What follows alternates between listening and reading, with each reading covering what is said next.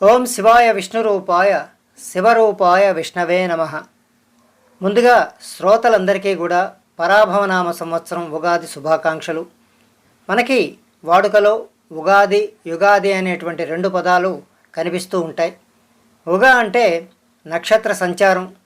ఈ ఉగాది రోజునే నక్షత్ర గమనం ఆరంభమైంది.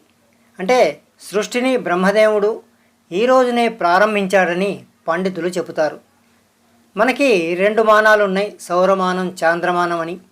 చాంద్రమానం ప్రకారం చైత్రమాసంలో వచ్చేటువంటి మొదటి పండుగ ఇది కావటం వల్ల దీన్ని ఉగాది తొలి పండుగగా పరిగణించడం జరుగుతోంది.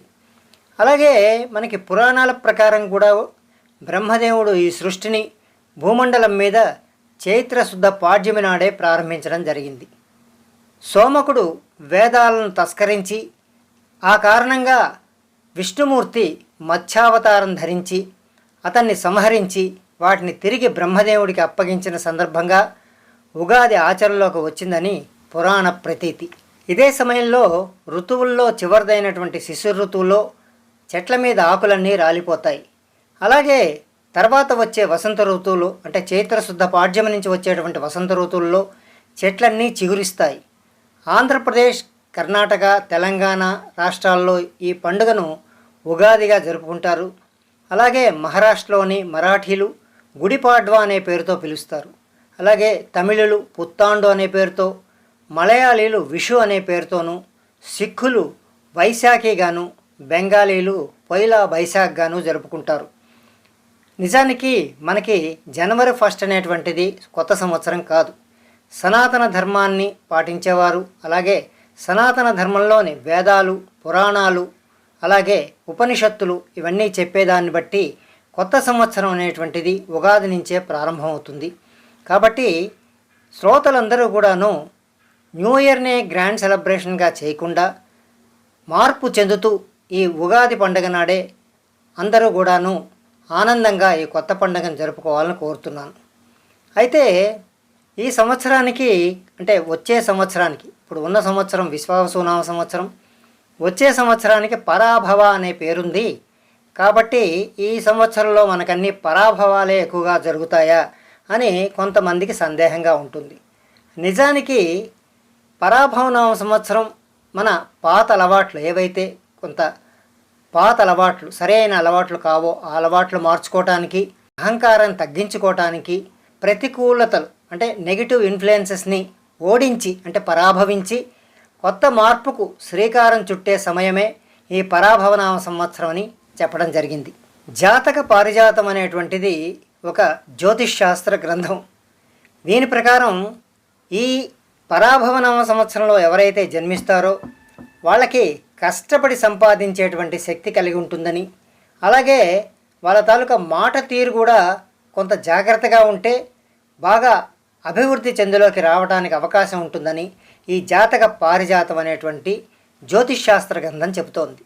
నిజానికి మన వేదాలు, మన పురాణాలు, మన ఉపనిషత్తులు కూడా అనేక శాస్త్రాలను, ఖగోళ శాస్త్రం అయితేనేమిటి, గణిత శాస్త్రం అయితే ఏమిటి, జ్యోతిష్ శాస్త్రం అయితే ఏమిటి, యోగ శాస్త్రం అయితే ఏమిటి, వీటన్నిటిని గురించి కూడా క్షుణ్ణంగా విశదీకరించేటువంటి మహా ఉత్కృష్టమైనటువంటి సనాతన ధర్మం మంది.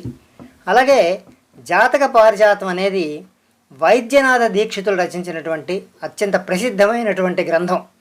ఇది ప్రామాణికమైనటువంటి సంస్కృత జ్యోతిష గ్రంథంగా మనం చెప్పుకోవచ్చు.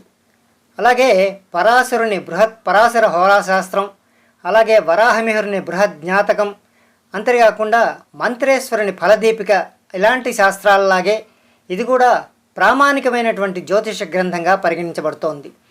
జాతక వివరణ, గ్రహస్థితులు, అంతేకాకుండా వాటి ఫలితాల గురించి ఈ జాతక పారిజాతం అనే దాంట్లో వివరంగా చెప్పబడి ఉంది. సరే, మనం ఉగాది అంటే ఏమిటో తెలుసుకున్నాం. దానికి మన సనాతనమైనటువంటి గ్రంథాలైనటువంటి అలాగే పురాణాలు కానీ ఉపనిషత్తులు కానీ మన వేదాల్లో కానీ ఉన్నటువంటి ఆధారాలను కూడా మనం తెలుసుకోవటం జరిగింది.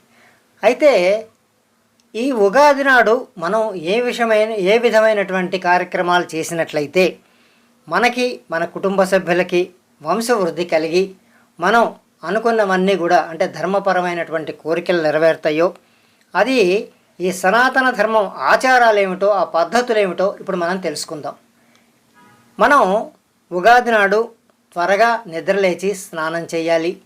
ప్రతిరోజు కూడా త్వరగా నిద్రలేచి స్నానం చేయాల్సే ఉంటుంది. ముఖ్యంగా పండుగ పూట తప్పనిసరిగా మనం నిద్రలేచి స్నానం చేసి శరీరాన్ని, మనసుని రెండింటిని కూడా పవిత్రంగా ఉంచుకోవాలి. అలాగే ఇంటిని శుభ్రం చేసి మామిడి తోరణాలు కట్టండి. ఉగాది నాడు ఇంటిని శుభ్రం చేసుకొని ముఖద్వారాన్ని కూడా శుభ్రంగా ఉంచి మామిడి ఆకులతో తోరణాలు కట్టి, ఇలా చేయటం వల్ల శుభం, ఐశ్వర్యం రెండూ కలుగుతాయి.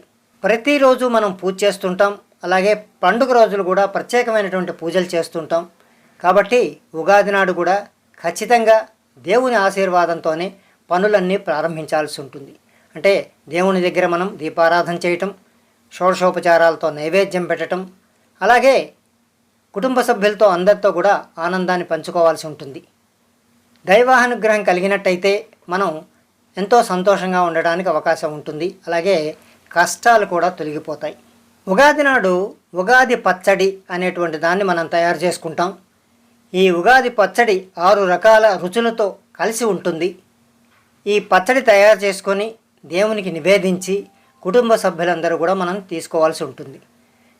జీవితంలో 6 రుచులు మనం స్వీకరించాలని మనకి ఉగాది పచ్చడి ద్వారా తెలియజేస్తుంది. ఇది షడ్రుచుల, అంటే తీపి, పులుపు, కారం, ఉప్పు, వగరు, చేదు, ఈ 6 రుచుల సమ్మేళనమే ఈ ఉగాది పచ్చడి. దీనిలో మనం చింతపండు, బెల్లం, వేప పువ్వు, మామిడి పిందె, కారం కానీ, మిరియాలు కానీ, అలాగే ఉప్పు ప్రధానంగా ఉపయోగించి ఈ ఉగాది పచ్చడిని మనం తయారు చేసుకుంటాం. ఈ ఉగాది పచ్చడిని కూడా మనం నైవేద్యంగా పెట్టి తర్వాత మనం స్వీకరించాల్సి ఉంటుంది. అయితే ఈ ఉగాది పచ్చడి మామూలుగా తీసుకోకుండా దీనికి కూడా ఒక శ్లోకం ఉంది. ఆ సాంప్రదాయబద్ధమైన శ్లోకం పఠిస్తూనే మనం ఇది తీసుకోవాల్సి ఉంటుంది. ఇప్పుడు ఆ శ్లోకాన్ని వినండి. శతాయు వజ్రదేహాయ సర్వసంపత్కరాయ చ సర్వారిష్ట వినాశాయ నింబకం దళభక్షణం అంటూ మనం ఈ ఉగాది పచ్చడిని కనుక మనం స్వీకరించినట్లయితే జీవితంలో వచ్చేటువంటి ఈ 6 రకాలైనటువంటి పరిస్థితులు, అంటే 6 రకాల రుచుల రూపంలో ఉన్నటువంటి పరిస్థితులను ఎదుర్కోవడానికి మనకి సహాయపడుతుంది. ఉగాది రోజున అత్యంత ముఖ్యంగా మనం చేయాల్సినటువంటి విషయం, మనం పంచాంగ శ్రవణం చేయటం. పంచాంగ శ్రవణం అంటే ఎవరైనా సరే పండితులు, అలాగే మనకి దగ్గరలో ఉన్నటువంటి ఏదైనా దేవాలయంలో ఈ పంచాంగ శ్రవణం తప్పనిసరిగా ఈ రోజున జరుగుతుంది. కాబట్టి మనం ఈ పంచాంగ శ్రవణం కుటుంబ సభ్యులు అందరితో కూడా కొత్త బట్టలు వేసుకొని చక్కగా వెళ్ళి ఈ శ్రవణం చేయాల్సి ఉంటుంది. చాలామంది అనుకుంటారు, మేము టీవీల్లో సోఫాలో కాళ్ళు పెట్టుకొని కాళ్ళు జాచుకుంటూ చూస్తే పంచాంగ శ్రవణం కాదా అని. అది కాదు. పంచాంగ శ్రవణం చేయాల్సిన విధానం ఏమిటంటే, మనం మొట్టమొదట ఆ శ్రవణం చేసేటప్పుడు ఒక పండితుడి ద్వారా మనం ఆ శ్రవణం చేయాల్సి ఉంటుంది. ఎందుకంటే ఈరోజు కొత్త సంవత్సరం మనకు ప్రారంభమవుతోంది. ఈ సంవత్సరంలో మన నక్షత్రాన్ని బట్టి 27 నక్షత్రాలకి రాసులు ఉంటాయి. ఆ రాసులను బట్టి ఏ రాశికి ఎలా ఉంటుందో, అంటే వాళ్ళకి ఆదాయ వ్యయాలు కానీ, రాజపూజ్య అవమానాలు కానీ, లేకపోతే ఈ సంవత్సరంలో ఏ విధంగా ఉండబోతోందో, అలాగే గ్రహాల ప్రభావం వంటివి పంచాంగ శ్రవణం ద్వారా మనం తెలుసుకోవచ్చు. ఆ శ్రవణం చేసిన తర్వాత తప్పనిసరిగా మనం ఆ శ్రవణం చేసిన వారికి తాంబూలంలో యథాశక్తి దక్షిణ ఇచ్చేసి వారికి నమస్కారం చేసుకొని వచ్చినట్లయితే ఆ పంచాంగ శ్రవణం తాలూకా ఫలితం మనకు ఉంటుంది. అయితే ఇక్కడ పంచాంగం శ్రవణం చేసేటప్పుడు మనకి రాసులు, వాటి తాలూకా ప్రభావాల గురించి చెప్పడం జరుగుతుంది. కొన్ని రాసులకు బాగుండొచ్చు, కొన్ని రాసులకి మధ్యంతరంగా ఉండొచ్చు, కొన్ని రాసులకి బాగుండకపోవచ్చు. కానీ ఇవి మన తాలూకా జన్మ కుండలి మీదనే ఆధారపడి ఉంటుంది. అంటే ప్రతి వ్యక్తికి కూడాను వాళ్ళ తాలూకా ఏదైతే రాశి చక్రం ఉంటుందో ఆ రాశి చక్రం మీదే ఇవి ఆధారపడి ఉంటుంది. పంచాంగ శ్రవణంలో మామూలుగా సాధారణంగా, సర్వసాధారణంగా వాటి ఫలితాలను అనేటువంటివి మనకి చెప్పడం జరుగుతుంది. కాబట్టి ఒకవేళ ఏదైనా చెడు ఫలితాలు సూచించినా దైవానుగ్రహం వల్ల, దేవుని పూజలు చేయించడం వల్ల, మిగతా వాటి వల్ల వాటిని మనం తొలగించుకోవటానికి అవకాశం ఉంటుంది. ఈరోజు మనం దేవాలయ దర్శనం తప్పనిసరిగా చేసుకోవాల్సి ఉంటుంది. అయితే శ్రోతలందరూ కూడా సనాతన ధర్మం పాటించేటువంటి భక్తులు కాబట్టి వాళ్ళు 2 రోజులకో 3 రోజులకో వారానికో ఒకసారి దేవాలయానికి వెళ్ళి దర్శించుకుంటూనే ఉంటారు దేవుణ్ణి. కాకపోతే ఈ రోజున తప్పనిసరిగా మనం దేవునికి దర్శనం చేసుకోవాలి. మీకు ఇష్టమైనటువంటి దైవాన్ని, ఏ దైవమైనా మీరు పూజించుకోవచ్చు. ఆ దైవానికి మీరు అర్చన చేయించి మమ్మల్ని ఈ కొత్త సంవత్సరంలో ఏ రకమైనటువంటి ఒడిదుడుకులు లేకుండా కాపాడు స్వామి అని ప్రార్థిస్తూ మాకు ఆయురారోగ్య ఐశ్వర్యాలు ఇవ్వండి, మాకు ఏ రకమైనటువంటి ఇబ్బందులు లేకుండా వంశవృద్ధిని అనుగ్రహించండి అని ప్రార్థిస్తే మనకి ఆ మొత్తం సంవత్సరం అంతా కూడాను శుభం కలుగుతుంది. ఏవైనా స్వల్పమైనటువంటి దోషాలు ఉన్నా కూడా అవి తొలగిపోతూ ఉంటాయి. కాబట్టి తప్పనిసరిగా ఉగాది నాడు మాత్రం, మిగతా రోజులు వెళ్తూ ఉంటారు కానీ ఉగాది నాడు మాత్రం తప్పనిసరిగా దేవాలయ దర్శనం అనేటువంటిది చేసుకోండి. తర్వాత మనకు ఈ రోజున కొన్ని దానాలు చేస్తే మంచిది. అది ముఖ్యంగా వస్త్రదానం లాంటివి కానీ, అన్నదానం కానీ, యథాశక్తి మనకి ఏదైనా గుళ్ళో కొంత డబ్బు యథాశక్తిగా అన్నదానానికి ఇవ్వచ్చు. అలాగే వస్త్రదానం, ఎవరైనా పండితులు లాంటి వాళ్ళు ఉన్నట్టయితే ఇందాక పంచాంగ శ్రవణం చేసిన వారికి కూడా వస్త్రదానం చేయొచ్చు. అలాగే మీకు ఎవరికి ఇవ్వాలనుకుంటే వారికి వస్త్రదానం లాంటివి చేయవచ్చు. దాన్ని బట్టి మనకి ఉగాది రోజున చేసినటువంటిది శతవిధాలైనటువంటి ఫలితాలని మనకి ఇవ్వటం జరుగుతుంది. అలాగే ఆ రోజున మన పెద్దల ఆశీర్వాదం కూడా తప్పనిసరిగా తీసుకోవాల్సి ఉంటుంది. మనకందరికీ తెలుసు, మనం ఇంట్లో నుంచి బయటికి వెళ్ళినా లేదా ఇంకెక్కడికి ఉన్నా సరే మన పెద్దలు కనుక మనతో పాటు ఉన్నట్టయితే వారి తాలూకా ఆశీర్వాదం తీసుకొని మనం ఏ పనైనా ప్రారంభిస్తాం. అప్పుడే ఆయురారోగ్యాలు, విజయాలు కలుగుతాయి. కాబట్టి మనకి ఈ రకమైనటువంటి కార్యక్రమాలు చేస్తూ ఉండాలి ఉగాది నాడు. అంతేకాకుండా ఏదైనా ఒక కొత్త పని ప్రారంభిస్తే, అంటే ఉదాహరణకి కొత్త వ్యాపారం కానీ, లేకపోతే కొత్త ఉద్యోగ ప్రయత్నాలు కానీ, వివాహ ప్రయత్నాలు కానీ, మరొకటి ఏదైనా సరే కొత్త పనులు ఉగాది నాడు ప్రారంభించినట్టయితే దాన్ని మంచి ఫలితాలు కలుగుతాయి. ఎందుకంటే అక్కడి నుంచే మనకి వసంత ఋతువు ప్రారంభమే కాకుండా అక్కడి నుంచి సంవత్సరారంభం అవుతుంది. కాబట్టి చేపట్టినటువంటి కార్యక్రమాల్లో ఏ రకమైనటువంటి అడ్డంకులు లేకుండా ఈ కార్యక్రమాలు నిర్విఘ్నంగా నెరవేరుతాయి. ఈ విధంగా పైన చెప్పినటువంటి కార్యక్రమాలన్నింటినీ కూడాను ఉగాది పండుగ రోజున కనుక మనం కుటుంబ సభ్యుల సమేతంగా మనం చేసుకున్నట్లయితే తప్పనిసరిగా మనకి ఏడాదంతా కూడా బాగా కలిసి వస్తుంది. అంతేకాకుండా ఇలాంటి పనులను ఉగాది రోజున చేయటం వల్ల సంవత్సరం మొత్తం ఐశ్వర్యం, ఆనందం, శుభాలు కలుగుతాయి. ఏ రకమైనటువంటి దోషాలు, గ్రహపీడలు ఉన్నా కూడా తొలగిపోతాయి. తరువాత కుటుంబ సభ్యులందరూ కూడా ఆనందంగా ఉంటారు.